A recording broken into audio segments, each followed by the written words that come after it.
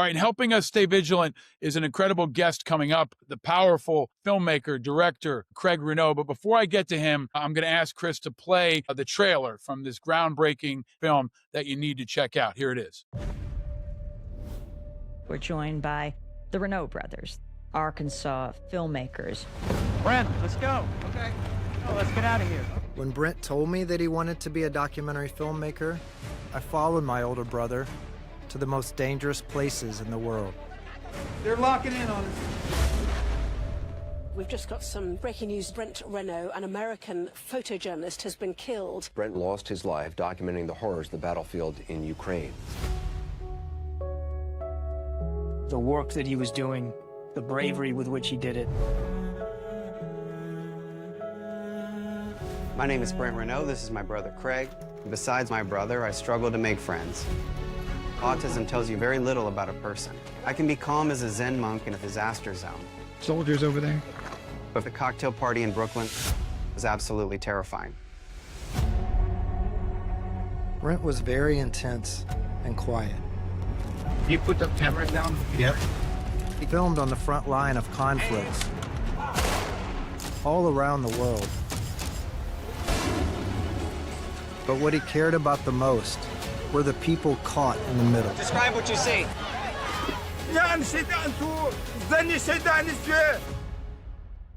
What is your name? My name is Brent. The way you hold that camera, you're doing it from your heart.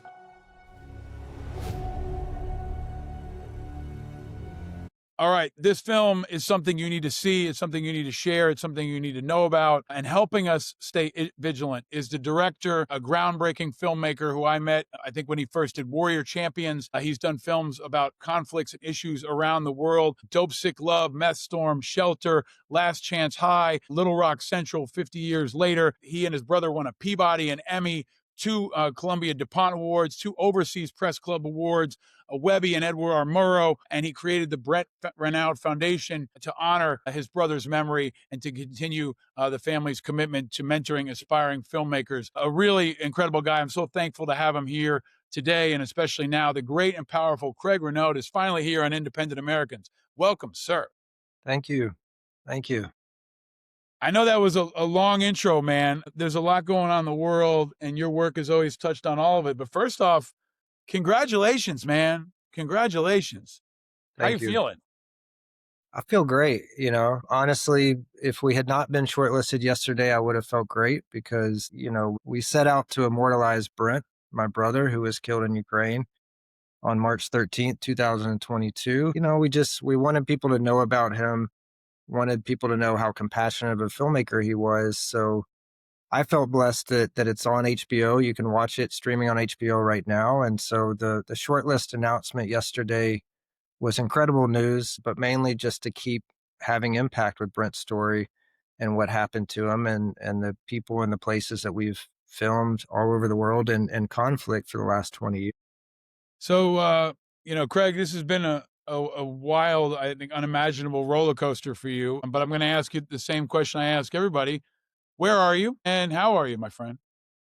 I'm in Austin, Texas today, where I live, and I'm good. You know, I'm good. It's been 3.5 years since Brent was killed, and making this film, you know, was definitely the hardest thing I've ever had to do. But it was very healing and cathartic. You know, when I made the film, Juan Arredondo, who was in the car when my brother was killed and badly wounded, he's alive today. You know, and he came and lived with me while we made this film, and we spent 3 years, you know, just doing the work and healing together, you know, and I think, you know, you're editing a film about your brother's murder, but one of the great things about my craft is that, you know, 1 minute Brent's dead and you're editing footage of him in a casket, and the next minute you hit play and he's crossing a river and at the border of Mexico and Guatemala, and he's very much alive, you know, and that was the spirit of making this film, just to immortalize him, but also all the journalists who put their lives on the line to do this work. You know, when we started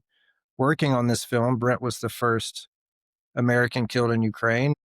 I mean, every week that we were editing on this, more and more journalists kept getting killed. And so by the time we were finishing the film, We knew the film had to be bigger than just a tribute to Brent. It had to be about all the journalists that have been killed in the last 3 years, which at this point has topped 100 every single year since he's been killed. It's the most dangerous time for journalists. More journalists have been killed since Committee to Protect Journalists started keeping numbers 3 decades ago. So we wanted to make a tribute to them as well.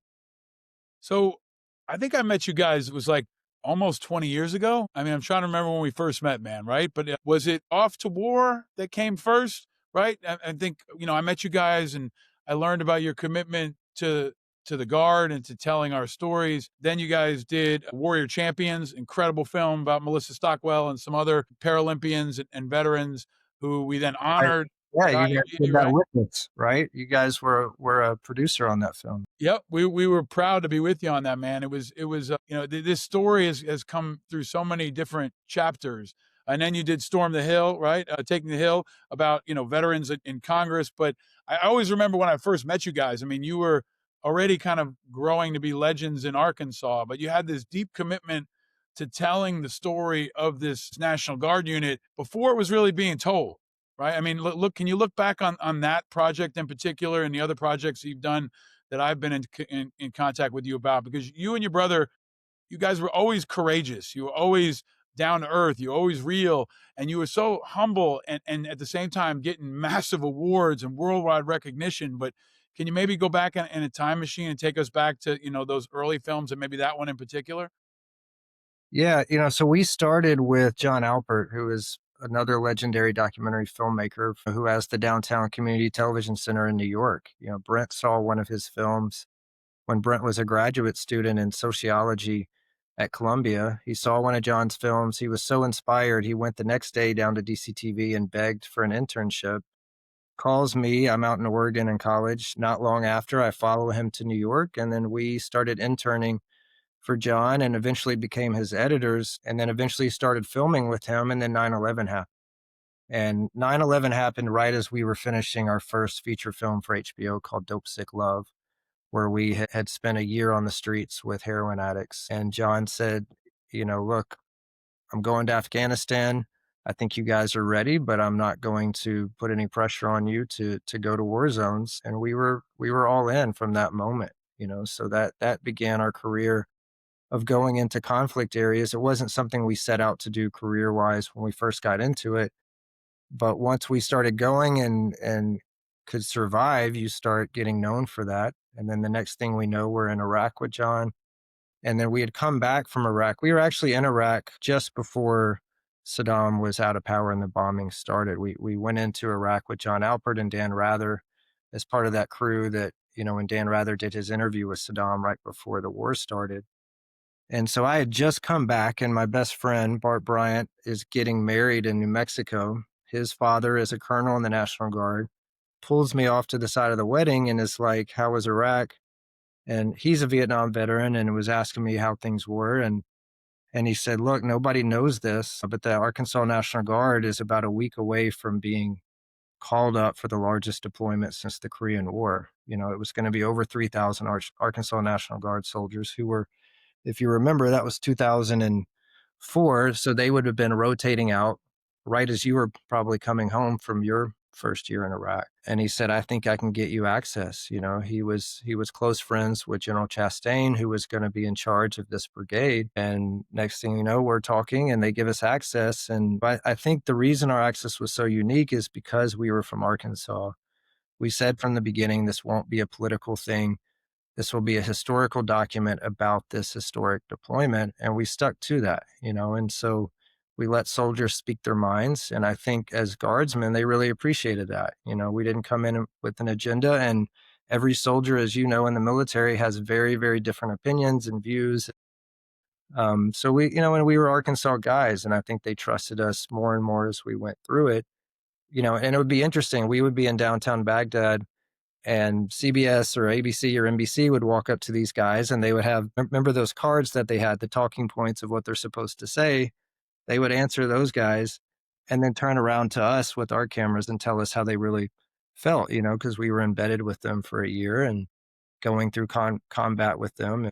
So yeah, by the end of the deployment, I mean, we were with them on the ground for a year straight, including the lead up and coming home. And so it was 2 years of filming with those guys by the time we finished. And it's an incredible story.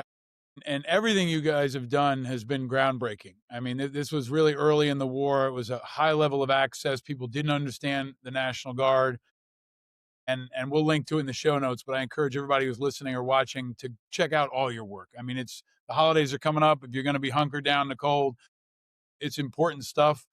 And I think it's like little pieces of our history.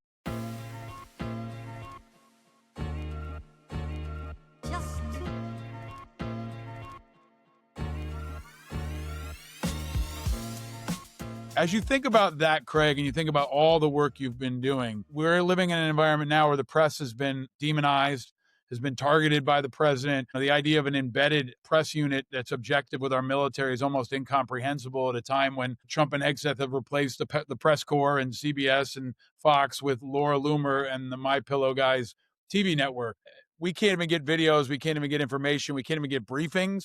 Can you just touch, for maybe folks who don't really appreciate it, how important you think it is for the media to have access to our military as we consider escalating operations with Venezuela and any other number of places?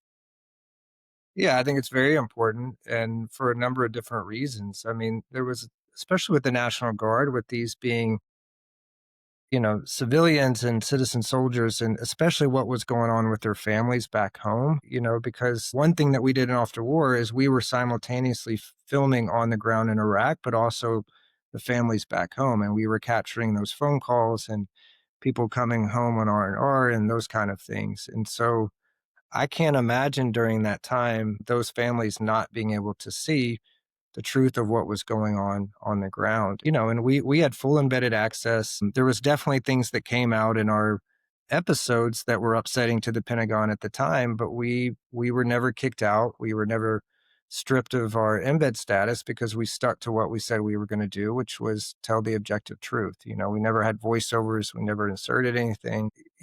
I believe we were the first filmmakers to break the story of the lack of armor because we were with engineers from the 239th Brigade. And as we were leaving Kuwait to go into Iraq, and that was actually the day that those contractors were hung from the bridge in Fallujah when the insurgency really started to kick off in Iraq. And so these guys went from a peace and stability operation to a combat mission, within a few hours. And so they did not have all the armor that they needed. And they started being engineers, started welding the armor right in front of us with our cameras. And so us being able to document that ended up resulting in more armor for, armored kits for the soldiers on the ground. So if you don't have that kind of access and that kind of reporting, I don't see how things change for anybody if you're not getting that news out of what's happening on the ground in real time in these combat situations. Craig,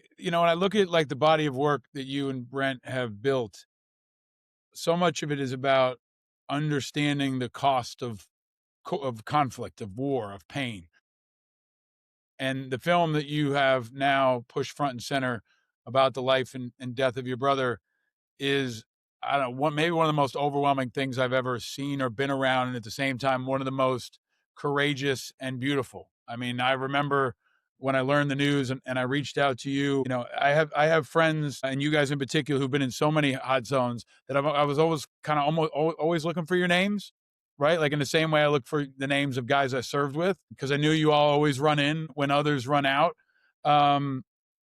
You and I have talked about this, but as the father of two boys who were really close, I hope that they will be close like you guys were and still are in so many ways. This film is such a powerful testament to your brother's legacy and to your legacy as well. What do you want folks to take away from it most of all? And again, folks can watch it on HBO. It's really accessible. But what do you want folks to take away from this project and from this film? I think primarily just what war does to people, and we always tried to take a very simple approach in these conflicts, which was to put a human face on the suffering that is caused when these conflicts break out.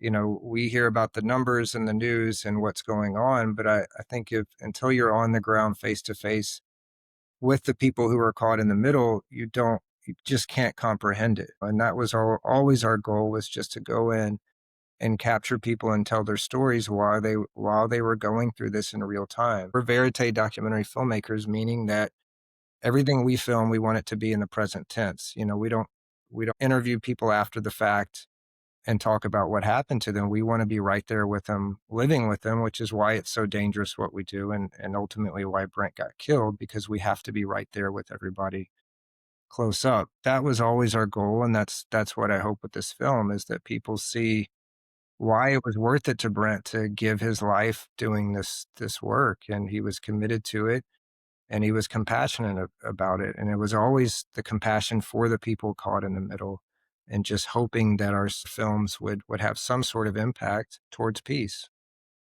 The film itself is extremely graphic and personal. Did you ever think about not showing any of it? I mean, I know the answer, but it's got to be so much different when you're editing, the death of the depiction of your brother's death, right? The capturing of it. I feel like I almost maybe had this conversation with you guys and with other filmmakers where I would know that if it happened, you want it to be documented. But did you have a conflict at all about showing some of the toughest stuff about the way your brother died? Didn't, because I knew exactly what Brent would have asked me to do. I mean, we had had conversations about it. That day as we were pulling out of Kuwait, going into Iraq for that deployment, and the soldiers were terrified because we were going to be going right through Fallujah after those contractors had been hung from that bridge. And we had conversations about it. What do we do if one of us are killed or kidnapped? And the answer is always that you keep filming and you keep telling the stories. So when Brent was killed, I was not in Ukraine with him, but I was working with him on the project and communicating with him multiple times a day. And I got a text from him, probably 6 o'clock in the morning, my time.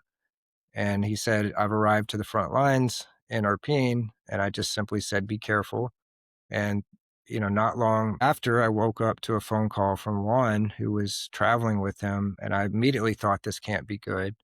And it was Juan screaming into the phone, "We've been shot," And from the second that happened, there was a calmness that came over me, because I expected the day would come. We had had so many conversations about it. I knew exactly what I needed to do, which was go get him and to pick up my camera and keep telling the story. And so I was on a plane as quick as I could going into Ukraine to get him out, but always with the camera with me, because I knew that it needed to be documented. I was worried about my mom and my sister a little bit, so a lot of conversations with them about making sure they were comfortable with that. But we talked about Emmett Till's family, and the decision to show his body, and I think you can't sanitize war. And, we had spent 2 decades filming other people being injured and killed in war. And so why would it be any different, with my brothers? So definitely a hard thing to do personally, but an easy decision to make, because I knew exactly what Brent would have wanted me to do. We were in touch over those days, and I don't know if I think I knew that you were going to make it into a film at that point. It was just about getting you over there and getting your brother home, and it was still early in the days of the war, and folks I think in the U.S. didn't fully understand it. And I think it's hard to draw parallels, but your brother's murder there was kind of like a Pat Tillman moment, where I think folks knew him, knew his work, respected him, respected his work. And even if you didn't know somebody in Ukraine, you could identify with this talented American guy. Can you talk about the outpouring of support you've seen, like since that, and what's come out of it, not just for Ukraine, but kind of globally around the important work that you're doing? I mean, that was the silver lining from the second this happened. I mean, I was barely able to even tell my mom that Brent had been killed, because it hit world news so fast. And when I was heading over to Ukraine, I just asked, filmmakers that we'd worked with in the past, I just said, if you can just go talk about Brent and the work that he did. And they did that beautifully. And so right out of the gate, we just had such an outpouring of support from our community in Arkansas, from the entire country, and all over the world. I mean, they were painting murals of my brother in India that I was seeing as I was heading over to get him. So, that was really incredible. And what I loved about it, again, was his compassion is what people were talking about, and I think that really like made me feel good that even while this conflict was breaking out, it was something that was unifying people around, okay, this is this terrible thing that happened to this filmmaker that was just simply trying to get in there and tell the truth about what was happening in the war. And then the Ukrainians, I mean, I would not have gotten my brother out of Ukraine if it was not for Ukrainian journalists. I mean, they dropped everything that they were working on and met me at the border. Me and a colleague, Christoph Putzel, walked up to the border. They were there waiting for us, and we just got to work, you know, and we spent the next week trying to figure out how to get Brent out of Irpin. Juan Arredondo was injured going through 12 surgeries with an AK round in him in Irpin while they were bombing the children's hospital where he was having these surgeries. So we were also simultaneously trying to figure out how they were going to get him out of that children's hospital while he was having surgeries. Doctors Without Borders helped us. Columbia University helped us. Ukrainian journalists helped us. I mean, it was just so many different people at each stage of this making it possible to get them out. Can we go? I want to go a little bit below the radar on this because I feel like your film is personalizing so many things, but Ukraine maybe for Americans in a way they haven't had it done before, right? Especially it being on HBO, the reach of HBO, you know, the brand that is you and your brother and what you guys have produced, the trust I think that the audience has with you. You know, you've been a great supporter of so many good causes. You supported our work at Iraq and Afghanistan, Veterans of America for years. You've been an early supporter of American veterans for Ukraine, and we've tried to do what we can to elevate this film. Can you talk about why you think folks should think about Ukraine this holidays? I mean, there's so much happening, and you know, you think back. I think back to when you guys started the Little Rock Film Festival. I was there, I think, for the first one.